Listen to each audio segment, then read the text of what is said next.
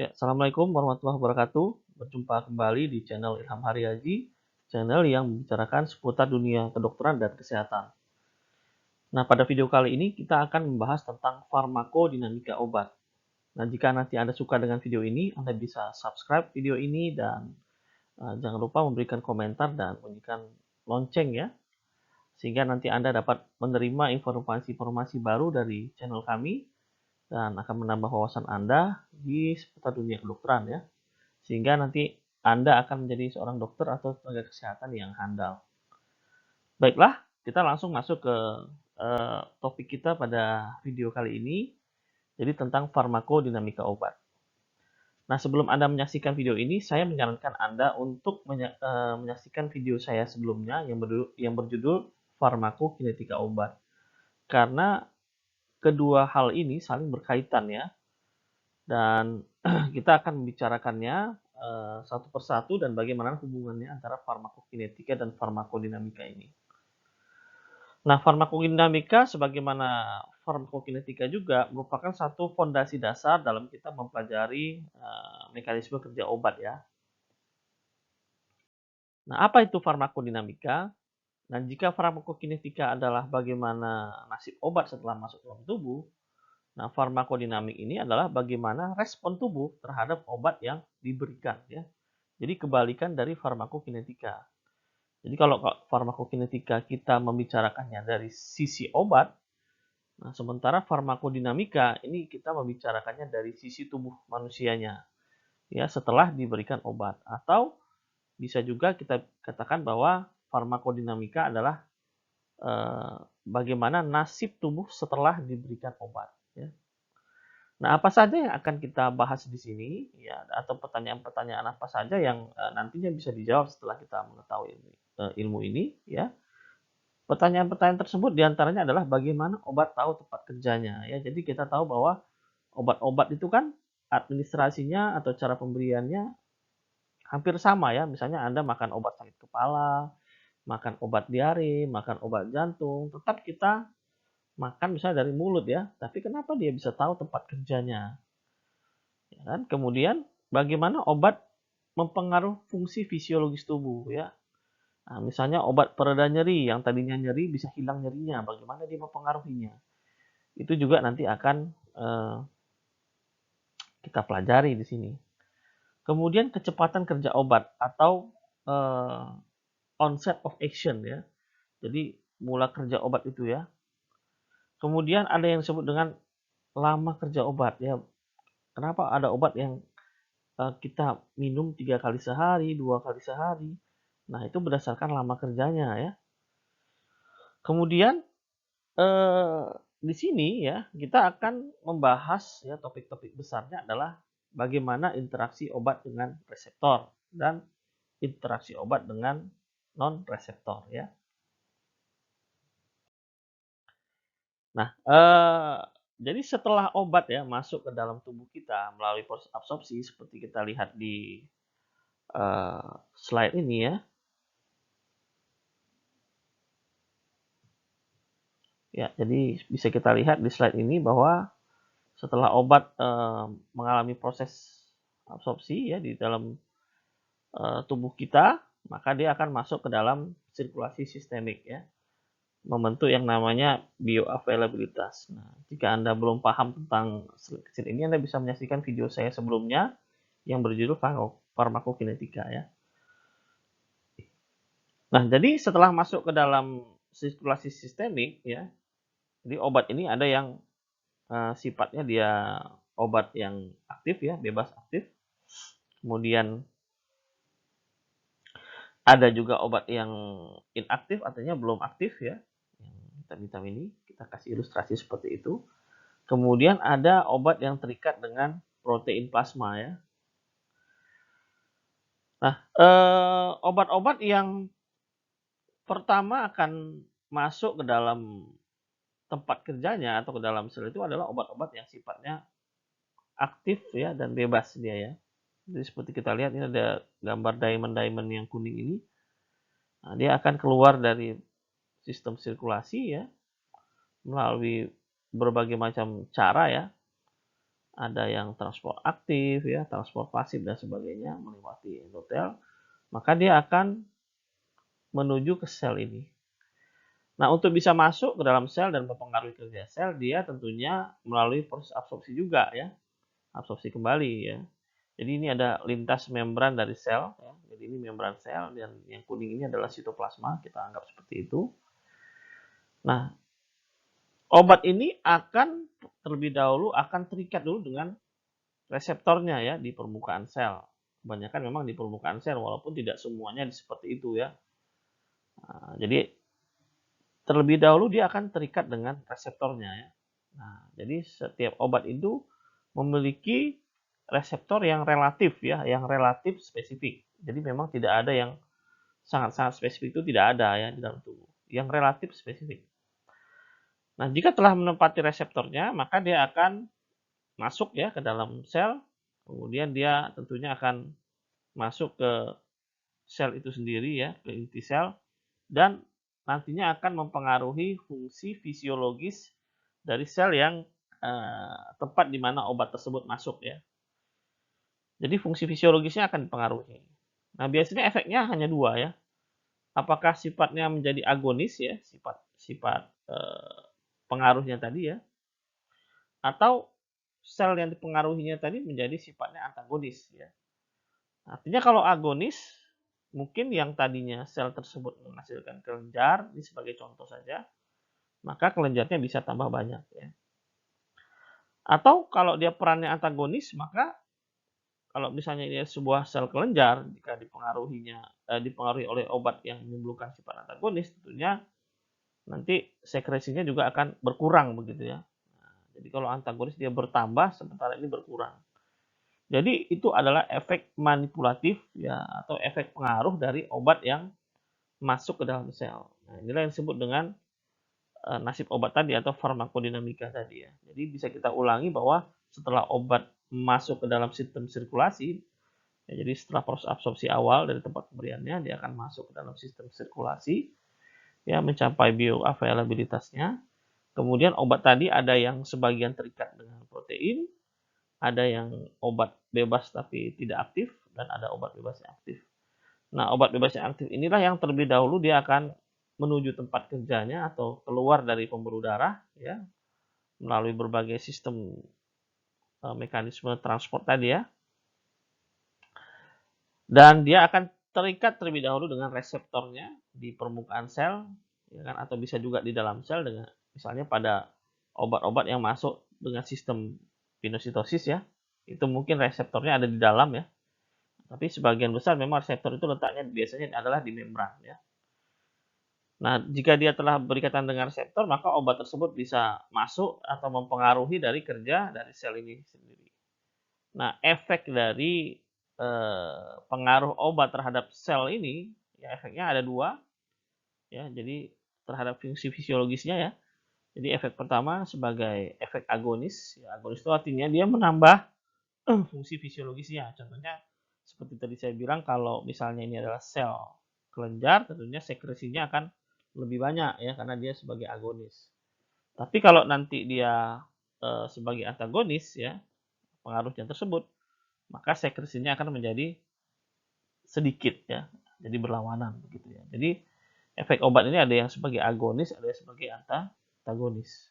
Nah, kira-kira itu adalah gambaran sekilas tentang bagaimana interaksi obat dengan reseptornya. Jadi bagaimana obat itu tahu tempat kerjanya, ternyata obat itu akan berjumpa dengan reseptor yang relatif spesifik ya terhadap obat tersebut, akan berjumpa ya. Kenapa saya bilang relatif tadi? Karena memang tidak ada sebenarnya protein yang sangat-sangat spesifik ya. Itulah kenapa kalau kita mengkonsumsi obat itu harus ada dosisnya. Nah, kenapa? Karena nanti kalau dia terlalu banyak lari ke tempat yang lain yang memiliki bentuk yang sama reseptornya, dia juga bisa menyebabkan efek. Terkadang efek tersebut munculnya tidak kita inginkan ya, sehingga itulah disebut dengan adverse effect atau efek samping ya. Nah, bagaimana obat tadi berikatan dengan reseptornya itu juga berbagai macam cara ya, atau berbagai macam sifat ikatannya ya. Jadi kenapa obat ada yang pengaruhnya sangat lama sekali ya, ada yang hanya sebentar sekali. Contohnya seperti narkotika itu ya. Obat-obat golongan narkotika, kenapa dia bisa menimbulkan kecanduan, ketagihan dan sebagainya macam? Karena memang ikatan ya, ikatan terhadap reseptornya tadi ya. Ada obat yang hanya diminum 1 kali sehari, ada juga obat yang harus kita minum 3 kali sehari, bahkan 4 kali sehari. Salah satu penyebabnya adalah karena adanya perbedaan ya, ikatan obat dengan reseptor ya. Jadi kalau kita anggap ini adalah obat diamond yang kuning ini, sementara ini adalah sel kita, maka dia tadi akan terlebih dahulu untuk mempengaruhi sel ini akan berikatan dengan reseptornya. Nah, ikatan-ikatan reseptor ini ada berbagai macam, ada yang ikatan hidrogen ya, ada hidrofobik ya, kemudian ada ionik dan ikatan van der Waals. Nah, masing-masing ikatan ini memiliki kekuatan yang berbeda-beda ya. Nah, jadi yang paling lama itu adalah ikatan van der Waals ya. Nah, jadi ikatan ini berbeda-beda kekuatannya. Ada yang gampang sekali lepas, ada yang memang sangat sulit sekali lepas ya. Nah, itu dia. Jadi makanya ada obat yang hanya diberikan 1 kali sehari ya, karena mungkin dia ikatannya kuat ya. Nah, ada obat yang diberikan hanya dosisnya kecil ya, karena seperti ini dia ya. Jadi ada yang gampang lepas, ada yang cepat lepas ya kan. Nah, kemudian setelah obat tadi masuk ke dalam sel, kadang-kadang ada juga yang diperantarai oleh messenger ya. Jadi ada yang pembawa pesannya ya, sehingga nanti obat tersebut bisa masuk ke mempengaruhi dari inti sel sehingga bisa mempengaruhi fungsi fisiologisnya ya. Nah, reseptor fisiologis pada sel tubuh kita itu letaknya berbagai macam seperti saya katakan tadi ya. Ada yang letaknya di membran ya, misalnya reseptor enzim. Ini bisa kita lihat ada reseptor enzim 1, reseptor enzim 2. Ada lagi yang disebut dengan reseptor kanal ion ya. Nah, kemudian ada lagi yang disebut dengan reseptor G protein coupled receptors ya. Jadi ini berbagai macam reseptor-reseptor ya di dalam sel ya yang terletak pada membran. Kemudian ada juga reseptor yang letaknya di dalam sitoplasma ya. Karena kita tahu mekanisme transport juga itu berbeda-beda ya. Nah, jadi kadang-kadang untuk mencapai reseptornya dia harus masuk dulu ya, seperti teknik pinositosis yang kita bahas di farmakokinetika kemarin. Maka obat tadi diselimuti dulu makanan akan masuk ke dalam ya. Nah, ini ada yang disebut dengan reseptor pelarut pengikat DNA. Itu letaknya di dalam sitoplasma, bukan di membrannya ya. Nah, interaksi obat dengan reseptor sendiri yaitu ada satu teori ya, bagaimana interaksi obat dengan reseptor ini. Jadi teori ini disebut dengan teori pendudukan reseptor. Nah, teori ini berbunyi bahwa intensitas efek obat itu berbanding lurus dengan fraksi reseptor yang didudukinya. Jadi saya ulangi, intensitas efek obat itu berbanding lurus dengan fraksi reseptor yang didudukinya atau diikatnya. Dan intensitas efek mencapai maksimal jika seluruh reseptor diduduki oleh obat ya. Jadi efek obat itu akan maksimal jika dia telah menduduki reseptor-reseptornya tadi ya. Artinya semakin banyak obat di reseptor ini, maka efeknya juga akan semakin kuat seperti itu. Ya.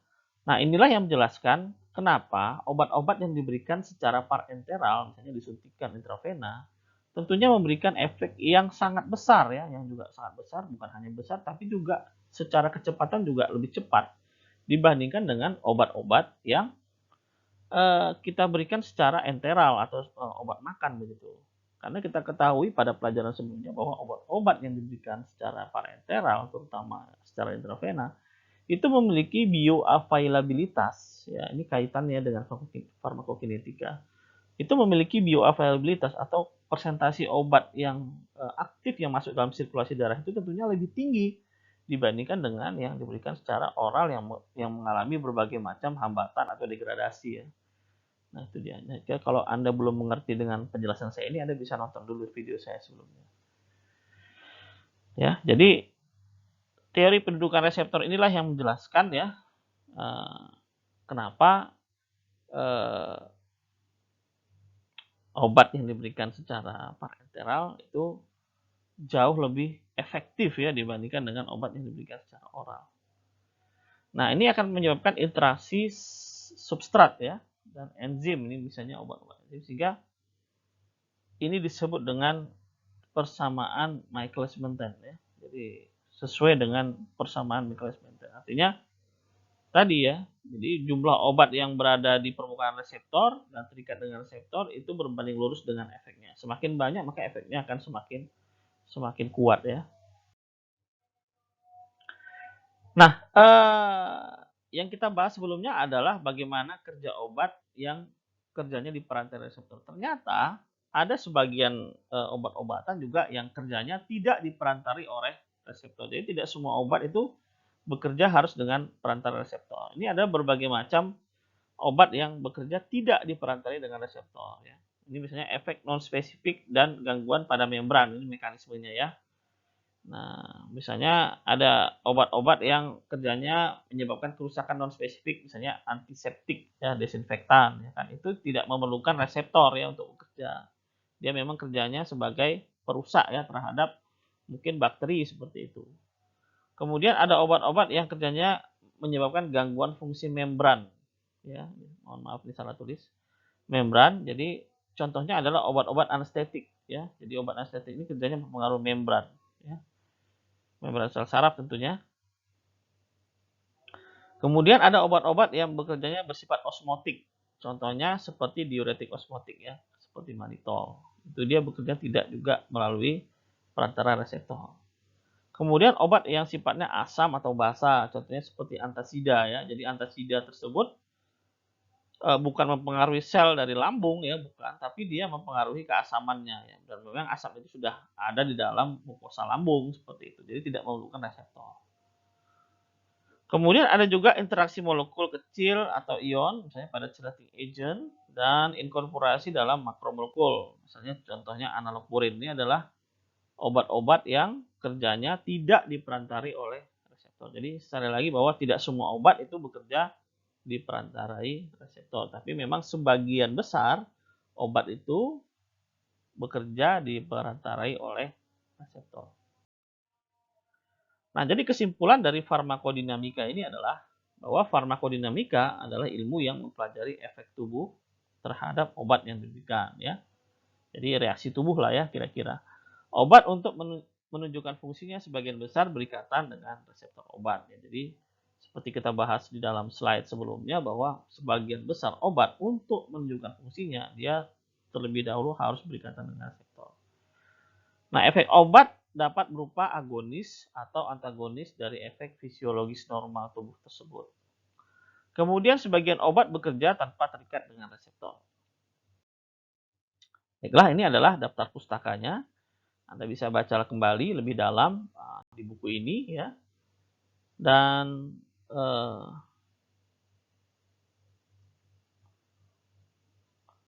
ya, demikian tentang materi kita pada video kali ini tentang farmakodinamika.